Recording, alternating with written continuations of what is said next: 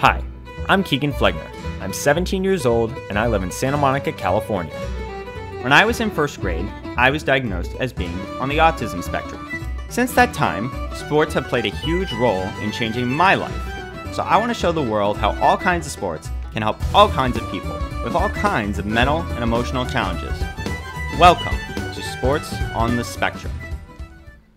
My guest today is Matt Steinhaus. Matt is currently in his 9th year as the athletic director at New Road School in Santa Monica, where he has also served as the Varsity Baseball Head Coach. Matt coached, umpired, and served on the board of directors of Santa Monica Little League for over 20 years. He has also coached for a summer travel baseball team that competed in 7 foreign countries, and while in high school, Matt was a member of his school's water polo and swim teams. Please join me in welcoming Matt Steinhaus to Sports on the Spectrum. So Matt, I always like to start off my interviews and episodes with my guests by starting from the very beginning, as I like to call it. And by that, I mean the beginning of your life. So my first question that I always start off of, and I always love asking this question too, by the way, because I think it speaks to the relevance of sports in people's lives, is what are your very first memories of sports? And by that, I don't mean just like playing sports. It can be anything, watching them or, like in school, whatever. Sport in general. Hey Keegan, thank you for having me. And that's a good starter for sure. Because as my memories go, there's a sequence of things that I remember being a kid in the East Coast. And at the time we lived in New Jersey. The first sporting event I ever remember going to was around kindergarten. And I went to a high school football game. And the only reason we went is my teacher, Mrs. Shelton, her son was the star in the high school team in East Windsor, New Jersey. And I just remember the guy. It was incredible. He was just, and I knew nothing. I was 5 or whatever. And I remember meeting him after the game and being mesmerized because he was kind of the center of attention. But my real first memories of value that people can relate to happened right around the time, just before I turned 7, living back in the East Coast. And first I remember watching Hank Aaron's 715th home run. That was a nationally televised game. And I remember sitting on the floor in our house in New Jersey and watching it and understanding it because my dad being a very, very big sports guy, which kind of then, retrospectively blows my mind to think that I didn't go to a major league game until I was almost 7 years old. And I have such distinct memories of my first experience because it was a Mets Expos game, the old Montreal Expos. Mm-hmm. Tom Seaver pitched for the Mets. I remember the details of the game. They won 5-0. Tom Seaver pitched a complete game shutout, and a guy by the name of Rusty Staub homered. And that was set in 1974. And yeah, I would have thought with my dad being the guy he was in sports, he might have taken me a game as a much littler kid. But I distinctly remember it was just before I turned 7 years old. And I've looked it up. I've actually, my memories are so vivid that when I found the details of the game, I was pretty spot on. Very, very memorable, very exciting memory for me to think of my first experience at a pro sports event, especially that baseball game. Yeah, no, it's actually kind of weird you mentioned that. Normally, I don't have guests who their first memories are going or watching specific sporting games, but I think that proves a big point right there because ironically, I never actually thought about this until now. Obviously, maybe this wasn't my first memory of sports, but it's among my most vivid at an early age of just going to professional games or just watching them on TV and all, and, taking down all these little details that, are so relevant now to me, at least. Like I honestly still remember my first professional game that I went to. Ironically, it was also against the Mets, though this one was at Dodger Stadium, and I just remember it was hot. That's all I remember. Wow. But it's still a memory, and I still remember looking out on the field, and it was huge, and I was like, "What is this?" So, yeah, I can't remember any other game I went to early. I can't remember my first basketball, football, soccer, hockey game. I've been to them all. But that one, not only do I remember it very well. That memory is at the forefront, so I don't need any triggers to bring that memory back. So you remember hot. I remember Rusty Staub's homer, yeah, what sticks sticks. Yeah, no, for me, one of my earliest complete memories of watching sports is I remember I actually went to a Clippers game when they were playing the New Orleans Hornets at home. And I remember at the time, Chris Paul was still on the team, so they were really good, and the Clippers were really bad. I remember it was a very interesting game, and the Clippers came out on top in the end. Now, the direct details I don't remember, but I just remember that's kind of how it went and all. Yeah. Good memory. I still actually have an old magazine that has that was printed at the time. And so it has that game marked in there still. Yeah. So I always love that. Think about that. And it's awesome. And I guess I'll kind of build off of that a little bit and ask you a slightly more specific question in that regard, which is when you were growing up, what were some of your favorite pro or college or just whatever teams or players in general? And why was that the case? Yeah. Another good question. I started out a big Mets fan because that's where we were. I didn't really know much from other sports in the East Coast. But once we settled in Northern California when I was 8, I immediately gravitated to all the Bay Area teams. Maybe not the 49ers so early because they were just the Raiders for the team. But I became such a big A's and Giants and Warriors fan. And I mean, literally like obsessed. The games weren't on TV that frequently. And, they were on TV plenty, but a lot of radio stuff. So my biggest memories, my favorite player, not just basketball, but my favorite professional athlete of all time is a little obscure. It's a guy who played for the Warriors back in the 70s and 80s named Purvis Short. Okay. And not a very well-known guy. He's a very good player. I mean, he had 4 20-point per game seasons and he scored 28 points a game Michael Jordan's rookie year. But he was an amazing influence on me because he was just one of the most graceful, gentlemanly people. So my favorite guy of all time is not a household name. He's household in the NBA because all the NBA players know him because he actually runs he's the director of player development for the Players Association. So every guy who goes to the NBA knows him well. Right. But he's the guy. I had so many favorites, but there's in 40 years, nobody has surpassed him. And then when I went to college, I was still a young guy, but I started at the University of Kansas. So I've always been a huge Kansas basketball fan, Kansas sports fan. But the standout guy who stood the test of time is my all-time favorite is Purvis Short. And if you looked him up, you'd see how impressive he is as a player and as an executive for the league, for the Players Association. But that's my guy. And, that'll never change. Yeah, no, absolutely. It's weird too for me because I've always found I've gravitated not to necessarily the star guys or the guys everybody's going to remember for the rest of their lives, but more those guys who, they may not be household names, but they still do very important things, like when they're on the court or on the field. Like, I'll give you an example. My favorite basketball player, at least for many years and probably still now, I guess in a lot of ways, is DeAndre Jordan when he played for the Clippers for many years. Like right now in a pile of jerseys behind me, like at least like 80% of those jerseys are DeAndre Jordan jerseys. Like you'd be shocked actually how many of them there are. Likeable, great player. I remember when he was a freshman in the Big 12 and, no, he's a great Clipper. That's a good one. Yeah, no, that's a good one.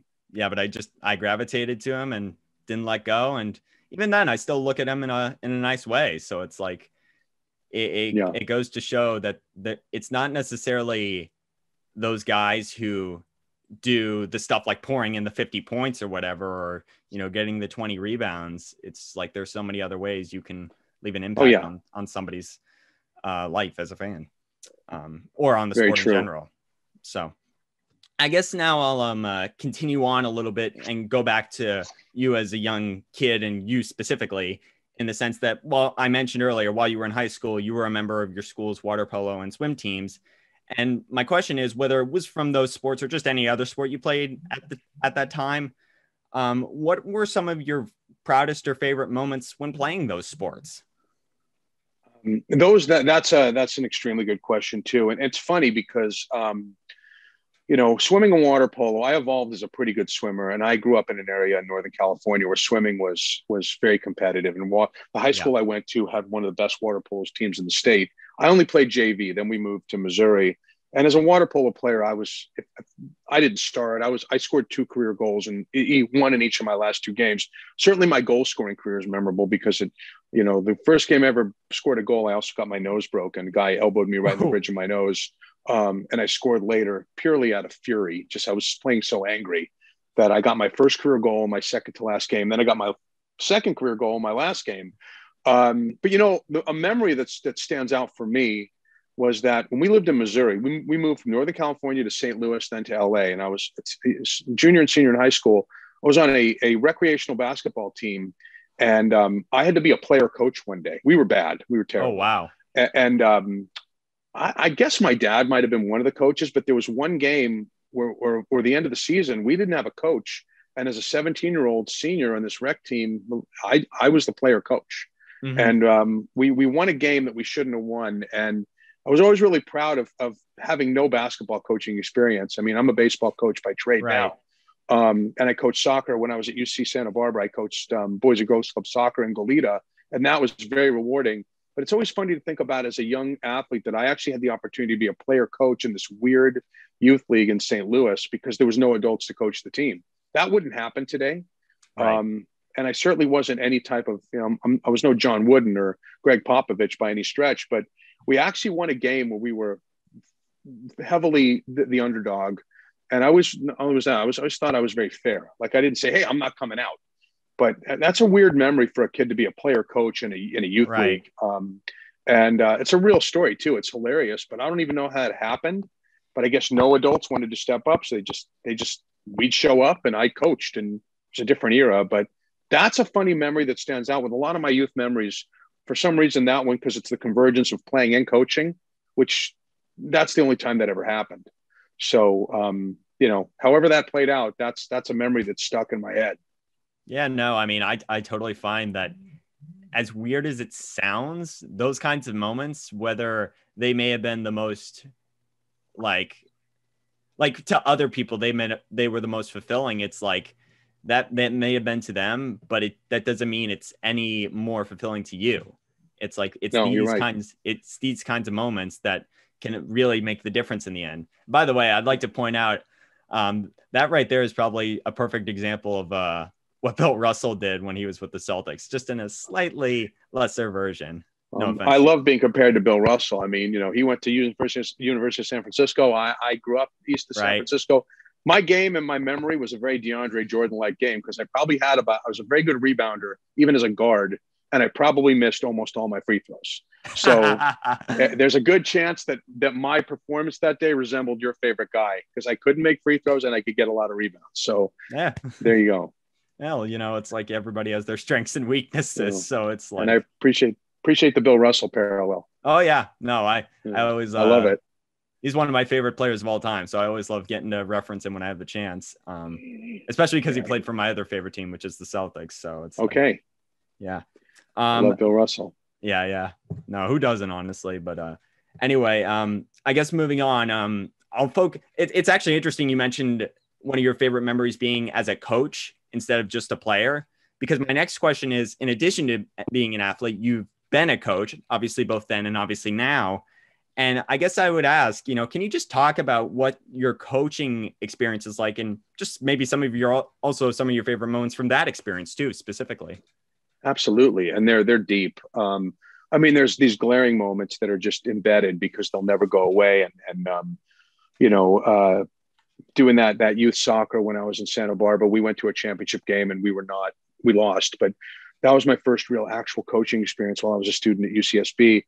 But when I got into Little League, the rewards of coaching were endless. I think the highlight was in 2006 when we won district, and then we went halfway to Williamsport. We went all the way to the section finals. Nice. But the moment that was really kind of what made it stand out is we won district on our home field at Memorial Park in Santa Monica on a walk-off grand slam by Lucas Giolito. Oh, who, of course, now is pitching for the White Sox. And Lucas came up and hit it was tied 2, and we scored a run in the bottom of the 6th, and we hadn't lost, so it wasn't an elimination game for us. We were in the winner's bracket, but Lucas came up with the bases loaded, 1 out, and hit one onto Olympic Boulevard. And of course, we know where he is now. He's pitching the bigs. And my coaching experience at New Roads, my first year coaching baseball in 2012, we went to the CIF semifinals for Division 7. We're 1 pitch away from the championship game, and had this heartbreaking loss where second baseman made an error. Then our pitcher gave up a hit to a guy who was 0 for 2, and our top pitcher. And that memory on the flip side of Lucas's grand slam and winning district is one. These two memories are absolute. Right. They conflict because one of them is like just glorious, and the other one, it's the what ifs come in. Like I as a coach, you never get over those moments because you think about what you could have done differently. And I think New Roads would have been we would have had an advantage in the championship game because we had a pitching advantage over the team we would have been playing, and the team we lost who won it. So I always look back at that moment going, wow, it's so memorable, and it's right at the forefront of my brain. And it's not a great memory, but it's real, and it's we were resilient, but it was those are the contrasting baseball coaching memories of how, the euphoria of Lucas's Grand Slam winning district, and then the devastation of getting eliminated in the 2012 CIF playoffs. So there's the range of experience I can talk about.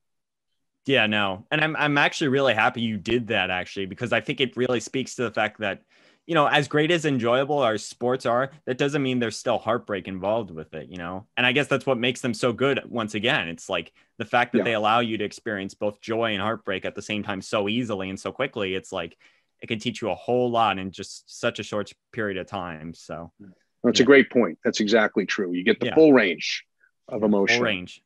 It's full range. It's something I've had a lot of experience with. I've had plenty of moments where I felt like I was on the top of the world, and then plenty of moments where I felt like I was on the bottom. So it's like, as a result, I can totally understand where you're coming from with that. So thank you. Of course. But anyway, I guess I'll move on and kind of talk a little bit more about your experience at New Roads specifically. But before I do that, I'd like to give a shout out to one of our sponsors. Do you own a classic Mustang, Corvette, Camaro, or Chevelle from the 1960s or 70s? Does the clock in your dash keep accurate time? Do you want to get a new clock for your car, but you don't want to pay $200, $300, or even $500 for a new clock? Well, then go to impactautopartsstore.com for a brand new quartz clock that looks identical to the original and is powered by a single AA battery. All at prices less than half that of a restored clock or a reproduction. Go to the website, impactautopartsstore.com, and keep on cruising. And so now I want to focus, like I said earlier, about your time at New Roads specifically, which is ongoing, I might add. But first, I'll actually start by asking kind of a very general question, somewhat related to New Roads, but also not. But this is something I guess that I just ask everybody, and it's because I think it's a really good question, as I'm sure you'll agree. And that's when you hear the term mental health, what pops into your head, and what does it mean to you? Well, I mean, the first thing that pops into my mind is that it's just so prevalent. It's amazing how you're never more than a degree or two away from somebody who is affected by it. And we see it all the time. We see families, we see kids, whether it's depression, whether it's, I mean, we've seen it all, eating disorders, anything, obviously, I'm closely connected to the Spectrum program that they have at New Roads, but in terms of mental health, what I generally think is that it's something you have to always be aware of, because it's such a common event, and it's not a stigma. So I think in my mind, it's just always an awareness that you want to work with people, understanding that they might have something in the way they're processing that's affected by things that people can't relate to. So I equate it very closely to physical health, because both are equally important, but one is just not understood. The mental health thing is generally dismissed by people because it's not as tangible, but it's real. And I see it all the time.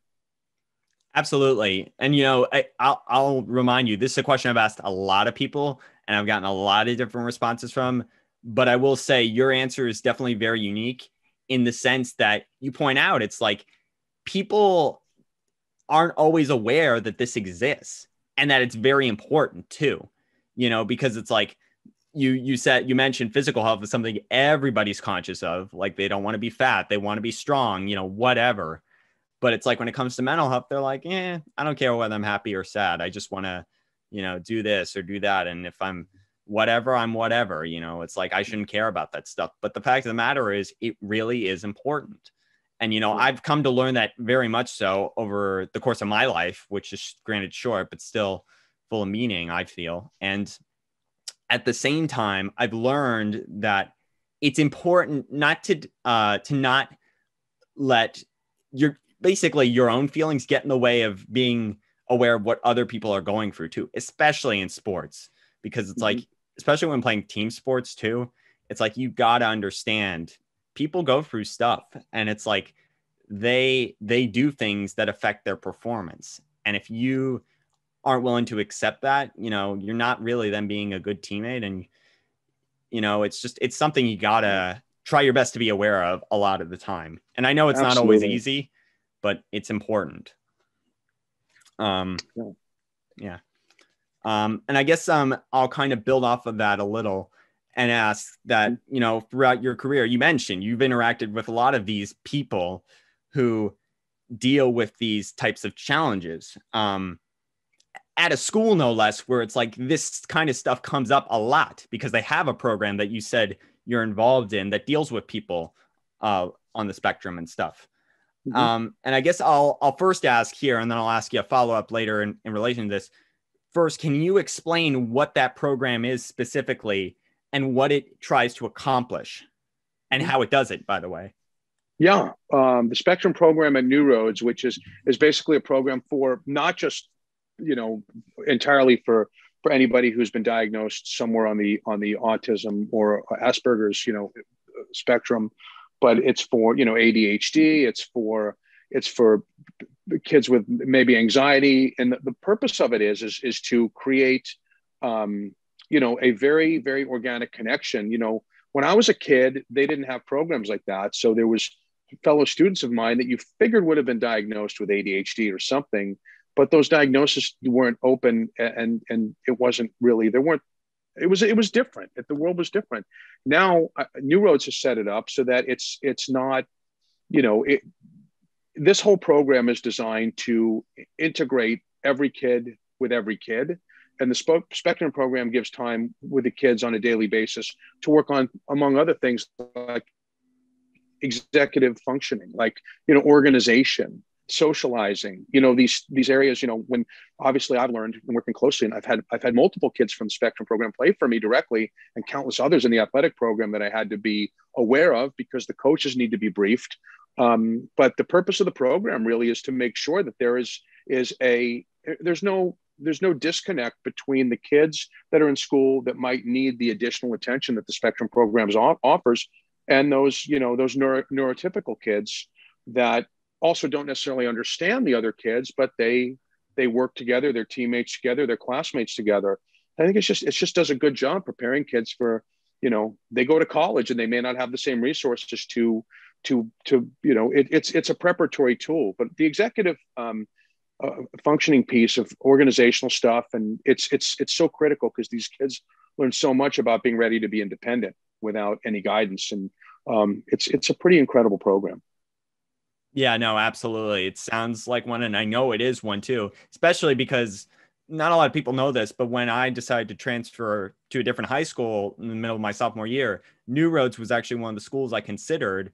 And the reason was because both me and my parents, we saw that program that you just talked about as something that could be very helpful for me going forward, because part of the reason I decided to transfer because I was struggling, both because of my autism and because I needed a space in which I could allow myself to build up what I was good at, and also just what I needed to get better at. And I felt like New Roads was a potential place to do that. Now, obviously, we know how things worked out. And it was no offense to you, obviously. You were a great pick, and if I didn't have a better choice, I would have gone for you guys. But I still think at the same time, what you just described, it's just really important for both me and any other kid who goes through something like that, because I've been lucky too, in the sense that even before I decided to transfer to schools, I had the privilege of having those kinds of resources at my disposal in my earlier years, whether it was in elementary school or middle school or whatever. And as a result, I was able to get a lot more out of myself than maybe I would have thought I could. And I think that basically New Roads being able to keep building on that kind of thing for all these other kids who go through this kind of stuff, I think that's really important. So, and I would ask you, I mean, do you feel as though the transition out of SEMO, where you ended up, do you feel that was, as you prepare for college, did you feel that the transition literally, did you see an exponential change? Because I would have loved to have seen you in New Roads. You would have been an asset right away. And it's a contentious process to get into that program. But I know ultimately the route you went, and you obviously you're pleased with how that pathway. Yes, absolutely. I consider I say this every day. I consider it one of the best decisions of my life. Yeah, I love it. Yeah, no, I will say, it's great. As nervous as I was to make that choice, and I will happily admit I still consider that one of the best things I ever did. So yeah. At the same time, as much as I hate how I can't be with you guys, I don't feel any regret of where I am now. So, well, that's, you know, that's essential. yes. Eliminating regret. So that's a good Yeah. thing. Yeah, no. And I feel very happy about that. So that's great. I guess I would continue on now and ask you specifically more about you as a sports coach and as an athletic director, and say, I would imagine, obviously, because of that, you've had to deal with athletes or their parents, since you're in high school, that have confided about these challenges they deal with, especially at a place like New Roads, like for obvious reasons I mentioned earlier. And sometimes they will be open about that, but other times maybe not. And I guess what I'll ask here is, you don't have to reveal anything confidential. That's not the goal here. How often do you think athletes come to you on their behalf, or their parents, you know, whatever, anybody, and share this stuff with you? And what do they share, basically, and how much, you know, and maybe actually why too? I think that's really important. Yeah. That's a really good question. You know, more often than not, dealing at the level I have, whether it's been Little League or whether it's been in New Roads, the frequency that I've seen in which students represent these types of things on their own is far fewer than when I get it from a parent or from an administrator who oversees a program like the Spectrum program. A lot of the interaction, I'll engage with kids all the time, but certainly I've had kids confide. If you talk about, you know, in the areas of mental health, there's been kids who've come in distraught over things, and it's clear that things going on with them are deeply emotional, and that's serious. And you know, we have methods in which we handle that, depending on the severity, because there's been a range of, obviously not being specific but being very general. But so frequently on matters, especially, say, you know, we've had moments where we've taken information from parents where it's just like, you know, my son's not able to follow what's going on in swim practice. You know, my son's, you know, Asperger's and can't, every time the coach says you have to leave on this part of the clock, my son can't do clocks. That's one of the things. So, you know, there's a lot of intervention to make the coaches and ourselves understand, but it happens frequently, and the range is incredible, from deeply emotional things, which is far more likely sometimes to a kid that trusts me to come and talk about, because that's sometimes the safest place to go. A lot of these kids don't even start some of their deepest stuff with their parents. Their parents know things are going on. But especially at New Roads, I feel like I've created a space where kids can always come safely. And generally, I got to redirect it. I got to make them feel safe going to the right person. It's not infrequent. And depending on what it is, you know, it's far often that a parent will represent on behalf of their kid, behalf of their child, and we'll take it from there. But it's a common event, because kids are going through a lot, and you know, obviously all these things are prevalent, so it happens frequently. Yeah, no, I know for me, it happened for me frequently in the sense that my parents would often vouch for me, in the sense that they wouldn't be afraid to tell my coaches or my teachers or whatever that I deal with the struggles that come with having autism.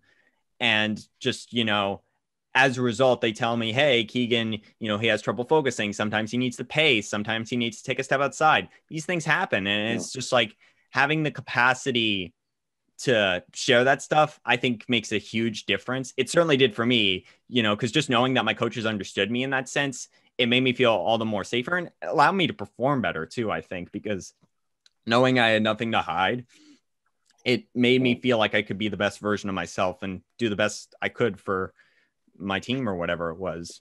And I guess I'll ask you now as sort of a quick follow-up.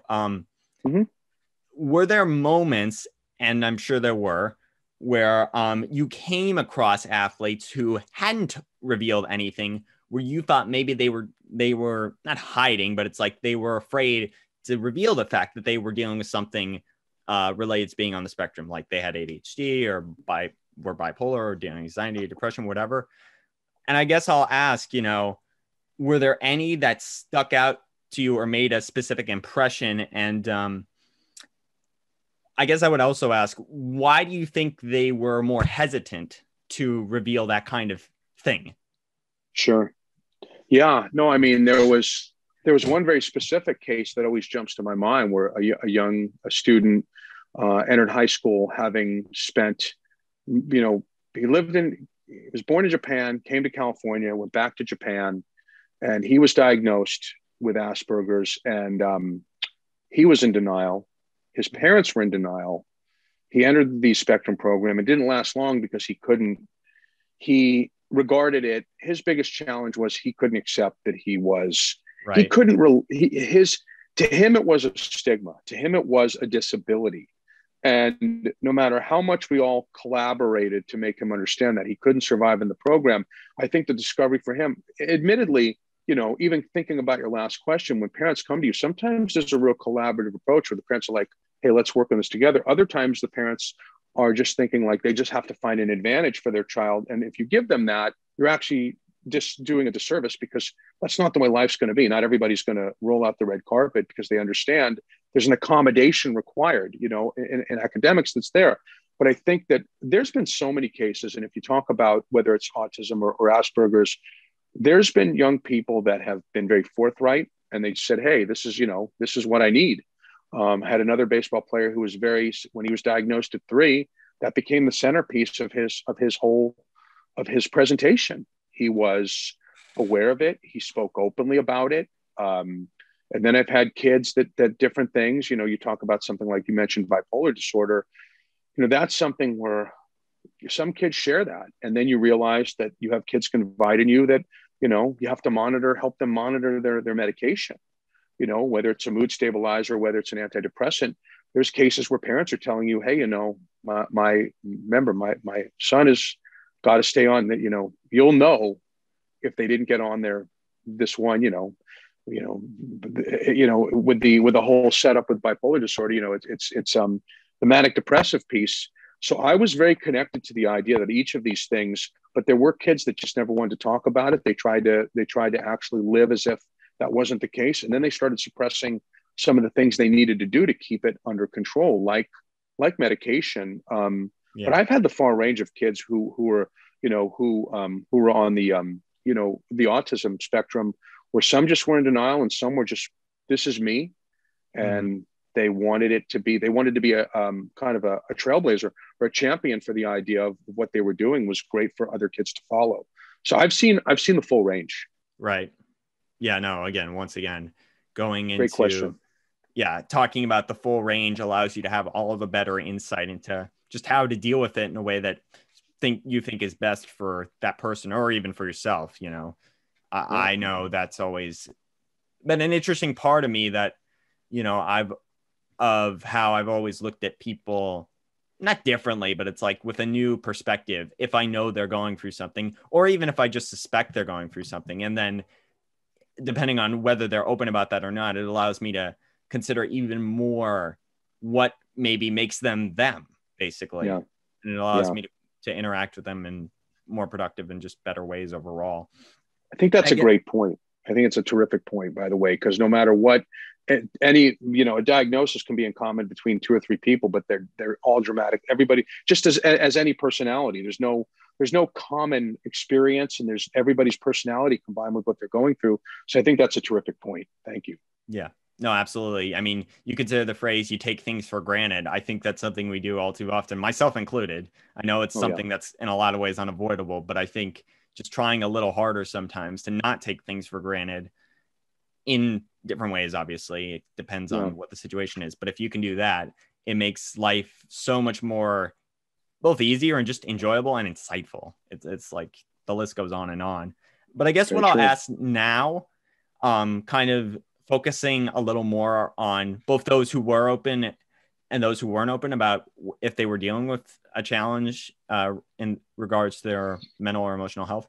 When you interacted with those people, specifically on the playing field, but even off, if you want to go off, if you think that's important, did you ever make adjustments in how you interacted with them, whether it's how you communicated with them or how you treated them or whatever, like to make them better, I guess is what I'm asking here.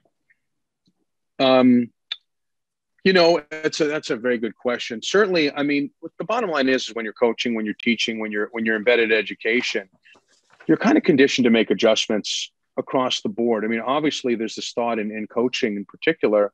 I regard it, and I've used this analogy with parents to make it like a language. you can't expect, the native language of coaching is what the coach is saying. However, the adjustments happen. And that's kind of the level playing field of what I think is great about the idea that you don't, I look at kids and I understand that I've understood, like, for instance, this one same kid I referenced to was diagnosed at 3 or 4, and he was very open. It was made clear to me that, eye contact was a challenge for him. So, the one thing I always did with him was I would address him and clarify that he heard the instruction when I was told that don't suspect for 1 second, but if you're not sure, ask him to repeat it. And he embraced that. He wanted that because he always felt as though, while the eye contact piece was obviously because of what he had, it wasn't natural. It didn't automatically create the idea that he wasn't attentive, but he had told me, go ahead and just ask me to say it back to you if you're wondering, and he was okay with that. Other people would get aggravated if you took the if you knew that they might be straying. If it's ADHD and you get a sense that they might be tuning you out, you asked for a confirmation. But frequently I would make that a part of my coaching vernacular with every kid, because no matter who the kid is, you always get a sense that they're going to tune you out. You're a coach, you're talking. We try to limit the amount of verbal stuff anyway. Want to keep kids more physically engaged no matter who they are. But I started to normalize that approach because I felt, whether a kid was in the spectrum program or I knew of a diagnosis or whether I didn't, I got the sense that they could be tuning me out no matter who they were. So I started to normalize the idea. Why don't I just say, just say that back to me once? And a lot of that was on the cue from the one kid who said, I'm okay with you making me do that. That way you'll know that if I'm looking away, you can clarify as to whether or not I was not paying attention or whether it was just because, I don't do the eye contact thing.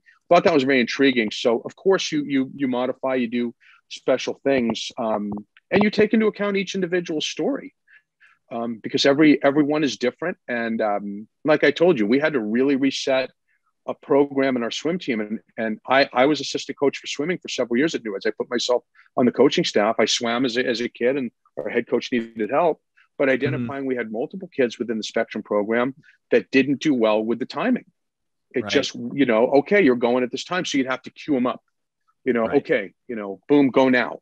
And they needed that verbal cue, because watching the clock was not going to happen. It was just one of those things. So of course you modify, and you want to do a lot of discovery to find out what the needs are, because you don't want to do things you don't have to do. You don't want to enable, but there's an interesting dynamic to that, which makes that a really, really good question. And not an easy answer, because it's, it's an imperfect thing. I've made my mistakes and trying to make sure I can deliver messaging that sometimes, okay, that didn't need to be said. Don't overdo it. Right. Absolutely. I mean, and going back to your story about the kid, I have plenty of experience in that same aspect of how I struggle with eye contact. And so one of the things I use kind of as a way to make me feel less conscious about it is, I'll tell people, it's like, hey, if you need me to repeat or confirm that I heard what you said, just do it. It makes me feel all the more comfortable, honestly, because then I feel like I'm there with you too in the moment, and you're with me. So it's like, as a result, well, like you said, obviously it turns a lot of people off. It's like, because I'm, atypical, it's like, I don't have that same reaction. And so as a result, don't be afraid to do something out of the ordinary with me, because I won't get upset. It's like, I'm used to it. And I guess what I'll ask you now is kind of a closer to this part of the conversation, is that because of all this experience that we just talked about, where you've interacted with these types of people and these kids, what advice might you have for other coaches like you to better support athletes who are dealing with these types of issues? What's your kind of pep talk for those kinds of coaches? Yeah, it's a good question, because these are pep talks I've had to have. When you're when you're an administrator and you have to be responsible for the awareness, training, the delivery of every coach, no matter what they do at any given moment, even if they blow it and you could have told them 100 times, in the end, accountability is on the person who they answer to. And there's been a lot of counsel. A lot of it has been, I need the coaches to be particularly attentive to what messaging the kids are saying that are nonverbal. And I also need them to be ready. One of my number one things with any coach who works for me, the top to bottom, and I've had this with one coach in particular, is remarkable. She's in education too, and she's picked up on so many little details, is that I need, anytime a coach gets a sense that one of their student athletes is disconnecting or there's a concern, to go ahead and run the interference to me so I can get ahead of it. I can speak to my resources. Is there anything going on I don't know about? There's a kid who recently we found out, who's within the New Roads Spectrum program, and added to it was the fact that, this kid's 16 years old, parents are going through a divorce. So you throw that emotional piece in, with a deep connection to mom and dad, and the family's being broken up. So I've always told my coaches, pay attention to as many cues. They know what coaches know a lot about the kids. And then there's some things they don't know because it's just private enough that people want to keep it to themselves. But the big thing for me is my coaches, they have a relationship with the young people to pay attention, and anything that they think is unusual, they can ask the question of the kid. Don't leave it at that. Right. They might tell you something, come to me. I'll do my diligence internally to find out, hey, this was brought up. There was a problem. There was a meltdown. These two were fighting. Right. Is there a history there? What's going on? And that's how I found out this one kid was going through, the family situation with mom and dad splitting up, a very close family. I was surprised to hear that. So I asked the coaches to really pay attention, and then to make sure if they're going to communicate with the student athletes, that has to happen. If it's not working, they got to bring it to me. So I can make sure that first and foremost, I'm a resource for them. And second, I can go to my resources and say, let's pull tell me what I need to do and how I can help to make sure we can address what's going on. So that's one of the biggest pieces for me, is that whole default to telling me what, it could be nothing. Right. But always default to making sure I know. And we've had coaches that have identified things and fixed them, handled them. This one coach I talk about in particular, she's fantastic. And I mean, she picked up, that one of the kids in her team was cutting. And she identified that how this person was covering, and she reported it, and it was real. So, I just tell them, pay attention and tell me what's going on. Yep. Yeah, no, absolutely. I mean, for me, it's interesting too, because I have experience with stuff at home that, has kept me distracted or occupied, like, because my own parents are divorced. They've been divorced for years. It's like I live a different lifestyle than most people. It's like these things have an impact on my emotional health sometimes. Now, I'm not going to say it's something I use to keep me back, but at the same time it exists, and for a lot of other people, they have their own issues and challenges.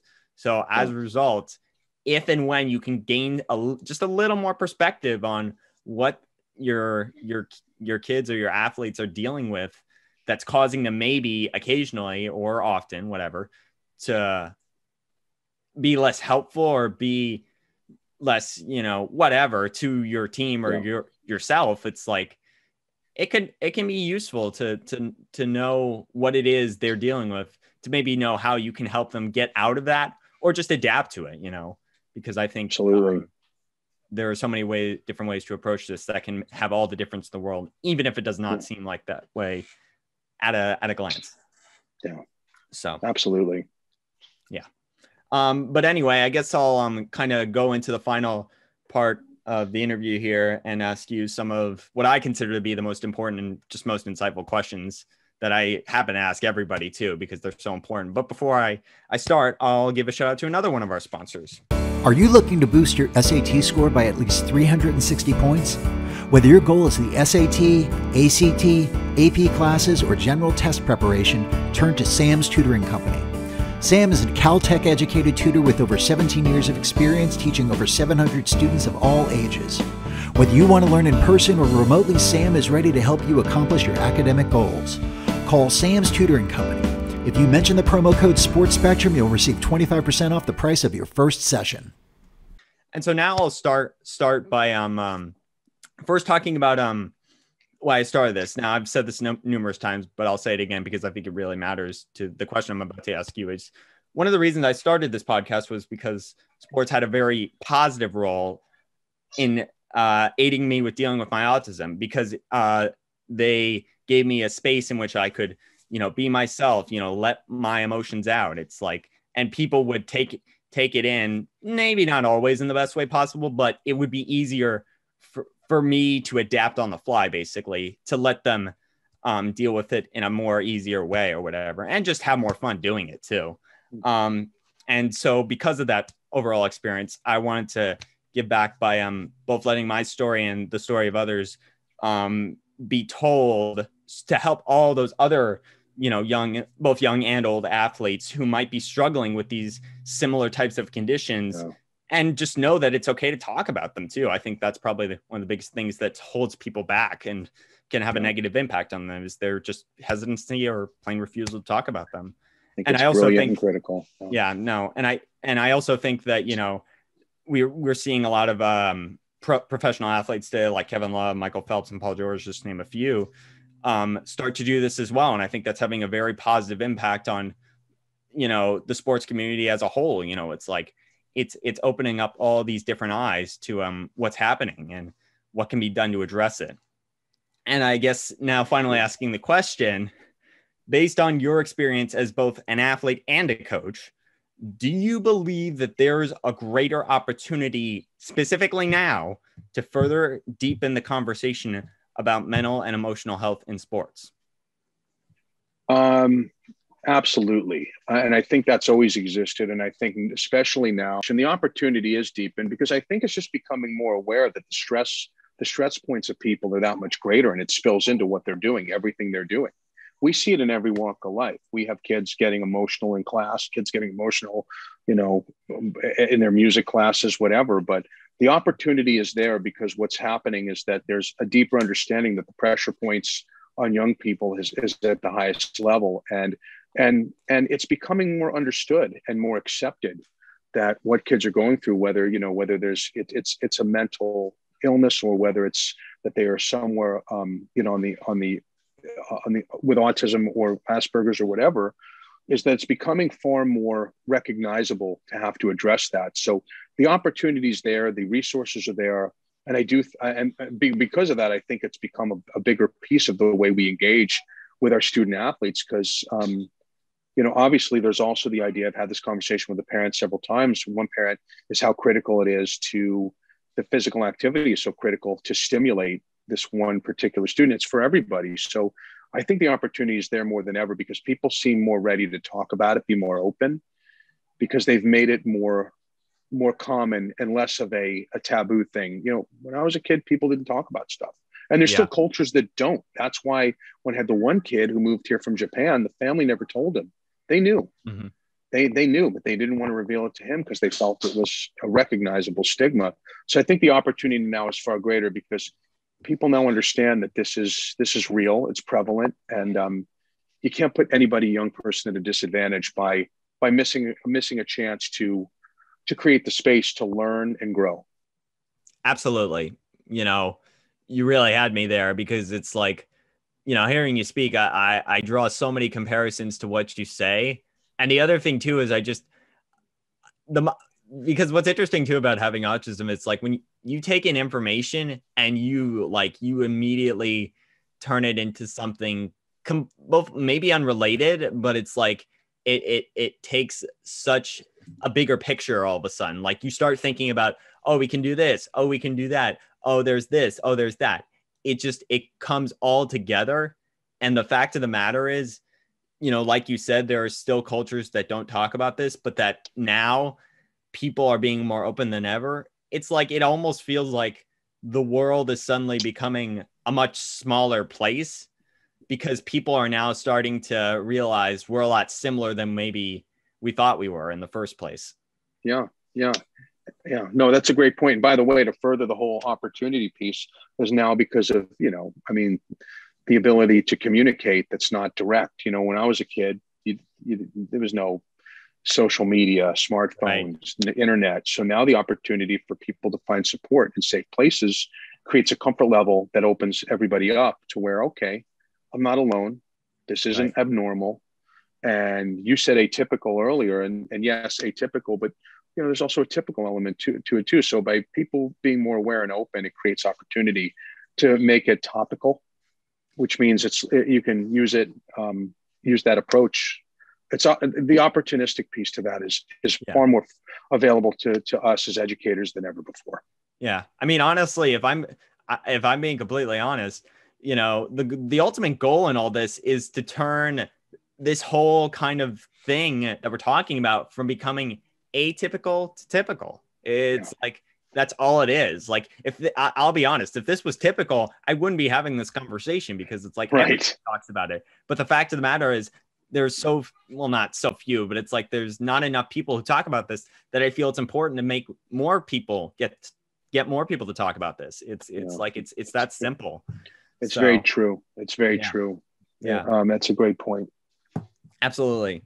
And I guess what I'll ask is kind of a little buildup from what I just asked you earlier, which is that, you know, again, based off your experience, you know, as an athlete, as a coach, is there a role that youth sports organizations specifically, or schools like New Roads, for example, can and should play in supporting young athletes to talk about these issues specifically?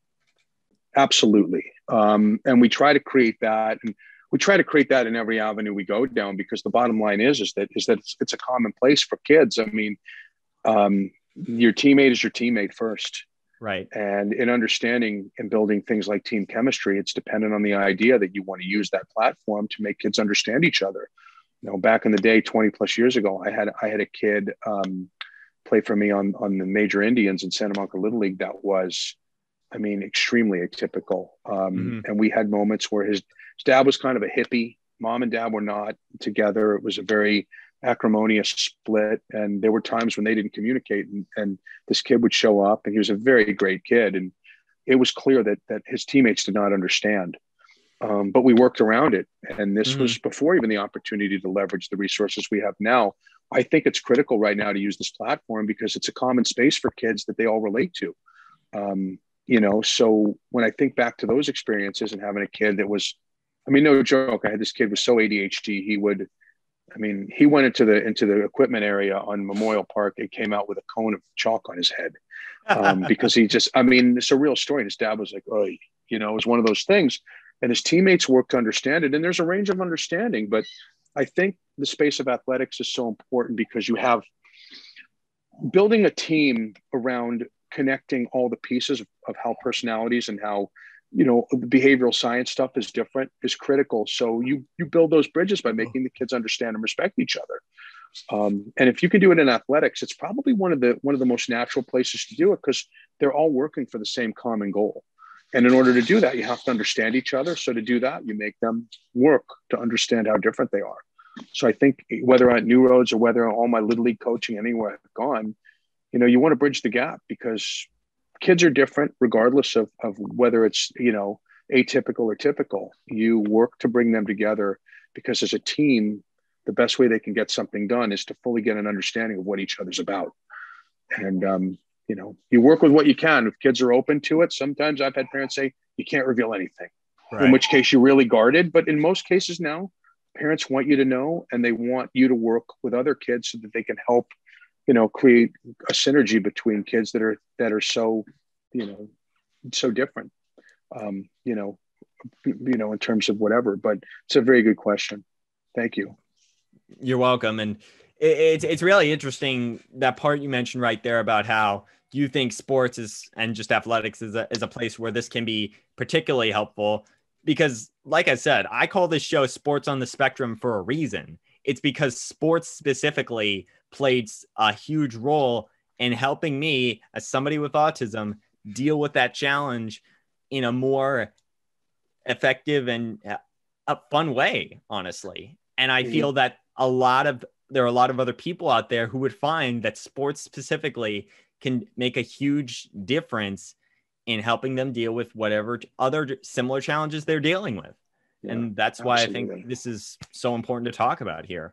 Yeah. So, yeah. And the questions are great to actually, you know, in terms of the way you're laying it out, is it really kind of creates a lot of thought. And I think that's why your program and what you're on, in terms of the delivery of this program, is so outstanding. Yeah. Thank you. Yeah, no, I definitely try to make my questions trigger the mind, just like they do for me. Because because like I said earlier, one of the things about having autism I find is most helpful is if people can say it to me the right way, it triggers my mind in a lot of effective ways. So I guess what I'll do now is I'll ask you I'll close and ask you the question that I ask everybody I've had so far on this show at the end, which is that, we talked about this. It's a great question to ask last too, by the way, because it covers everything we talked about in a sense. We talked about how a lot of progress has been made on this area. A lot of people are way more open about it. A lot of people are more willing to talk about it. There's been more research done about how to treat it, how to deal with it, whether it be sports or medication or something else, whatever. It's like there's more knowledge of what these types of challenges are and how to deal with them. But with that, there still exists a stigma that we talked about that can exist in some people where they're more hesitant to talk about it. They refuse to talk about it, or they just feel scared or whatever, or they don't even know. It can be anything.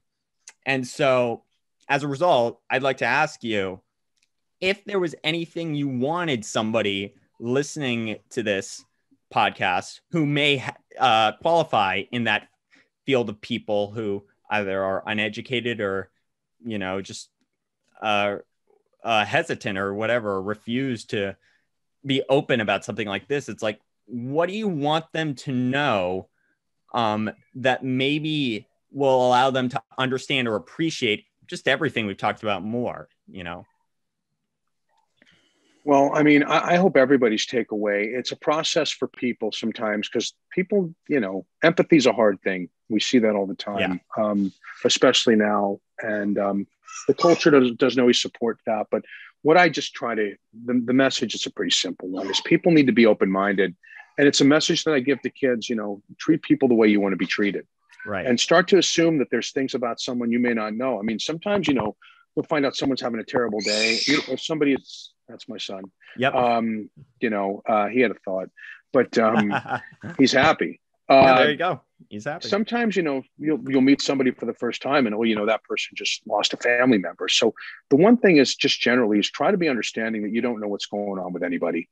You can't just assume that someone's behavior is directed at you. There's not circumstances behind it, but they might have, something, they could have a diagnosis that you would never understand. So try to understand, don't give up on not understanding or not relating, because the bottom line is that when you work with people, when you compete with people, when you attend school with people, there's going to be quality people around you that it's going to take a little bit of work to understand. Don't ever write anybody off. But I just tell people to try to always be open-minded and aware that the differences in people sometimes go to a space that you won't know anything about, that you'll have to educate yourself about, when you're dealing or in communicating with somebody who might, have autism, that right. It can't be a matter of judgment. You gotta learn their story. Mm-hmm. And that's kind of what I want people to understand. And I've spent a lot of time learning that and then learning stories and growing to understand that I always want to be aware, and I make my mistakes too, but I try to get these young people, especially, don't judge. If you have questions for me, but be open-minded, just like you'd want people to be open-minded about you. If you had something going on and you don't want people to judge you on your worst day ever, or after your most emotional moment, or after, whatever, it's like, I think it's really critical. Again, we talked about at the beginning, whether it's anything that's related to something atypical or mental illness or something. It isn't. You said it was a stigma. You're right. Everybody treats physical. If there's the absence of physical wellness, it's easy. Go to the doctor. If you have a disease, you get treated. But if you have something going on that's diagnosed and it has to do with, it's behavioral, or it has to do with, that you're neuroatypical or not neurotypical, people don't regard that the same way. So I just try to tell people, be open and be aware, be understanding, and show empathy, because it's just a general rule that's good for everybody. But in particular, in this space we are talking about today, I try to tell, just don't judge, and ask questions, and let us help you learn so you can grow from this. That's kind of the principle I've worked with.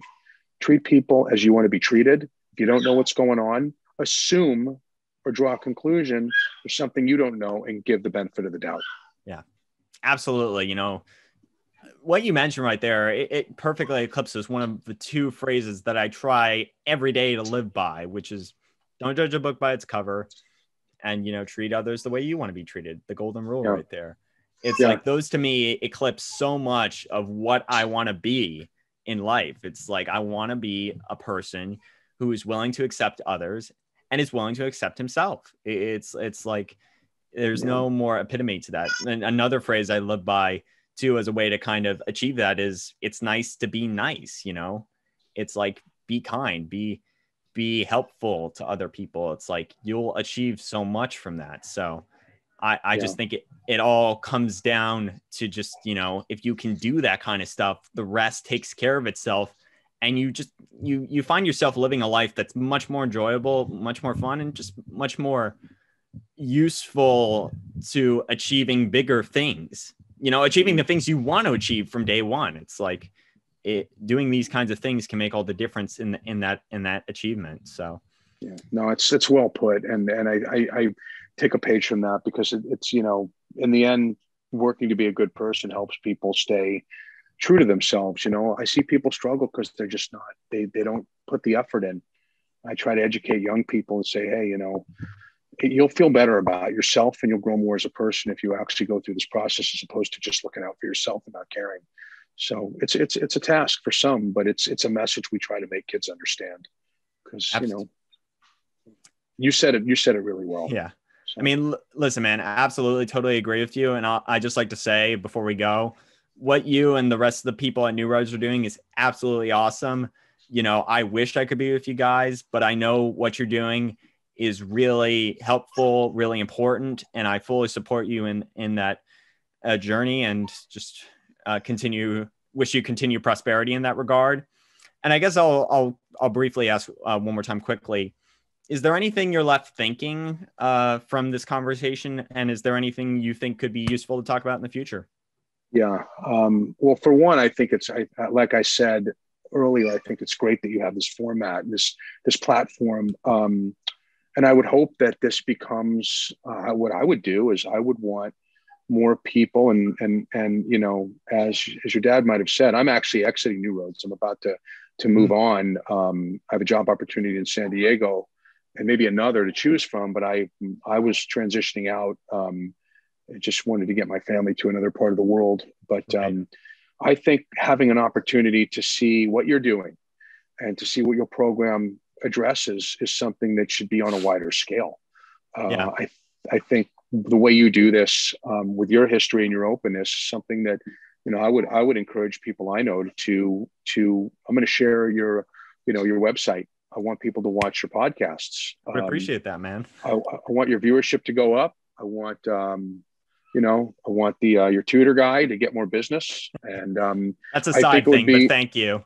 No, I look either way. I mean, and both your sponsors, I want them to have I want you to have an audience base that they see, whoa, the phones are ringing. We're getting emails. But I think just what I take away from this, I think it's so great that you've taken the space to do this. And your unique approach to it is really very cool. So for me, I'd like to make sure that I share this, because I think that many more people should be tuned into you, your story, and your approach to having everybody engage. I think it's a very healthy and organic approach to having these discussions. Well, listen, man, thank you for all that. And I'll say this too, quickly, you know, I don't know if I'm the first, and honestly, if I'm the first, nice. But here's the thing, regardless of whether I'm the first or not, I don't want to be the last person who does this. You know, I just want to be somebody who helps make it grow. That's all I want from this, you know, because the fact of the matter is, if I can make it grow, you know, even if maybe in the end, I don't achieve much in itself, like if my viewership doesn't go up or whatever, or it's like, I don't get 1 million subscribers by the end of my lifetime, as long as I know that I've made this grow into something a lot bigger, even if in the end I don't get credit for it, I'll know I've done something. And that to me is the most important thing. So yeah. It's a great lesson to take away, because in the end, if you've done something to help people, whether you're getting credit or not, but what you're doing, I'll give you credit for, because I'm blown away. When your dad came to me and contacted me, I was like, this is quite a format. And I had a chance to look it up, and I'm like, I'm thrilled to be part of this. I really am.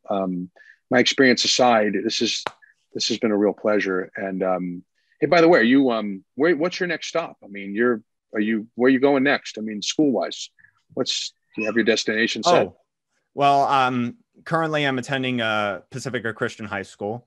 Right. And you're a senior. Well, I'm a junior now, but I'll be a senior next year. I got it. I had you a year off. Okay. Oh, okay. Well, yeah, I haven't picked yet, but I'm deciding. So it's like, okay. I will make sure that I make a wise choice, and I will make sure to let you know when I make that choice too. Yeah, I'd like to know, but in my mind, I had you down as a 12th grader, and maybe the lapsed time, and I've lost track of everything this last year. In fairness to you, I should be a 12th grader. I spent an extra year in preschool, so I should probably be a 12th grader. Go back and do. I want to do over. But anyway, well, good. I'll want to know when you go, because wherever your next stop is, you're going to excel. That I know. Absolutely. I appreciate that, man. I will I will definitely keep that with me. But I guess I'd just like to say, Matt, thank you so much again for being with us tonight, for sharing your insights and stories with our audience. I think they learned a lot. I certainly did. And I think this is going to be a great builder in the continued path towards talking about this more and learning about it more. So thank you for that. I also want to say thank you to our subscribers and listeners for joining us today. If you're looking for more great content, then please go to our website at www.sportsonthespectrum.net. And then for all of you out there, please make sure to follow my 3 rules of life, which are stay safe, have fun, get dirty, and I will see you all on the next episode of Sports on the Spectrum.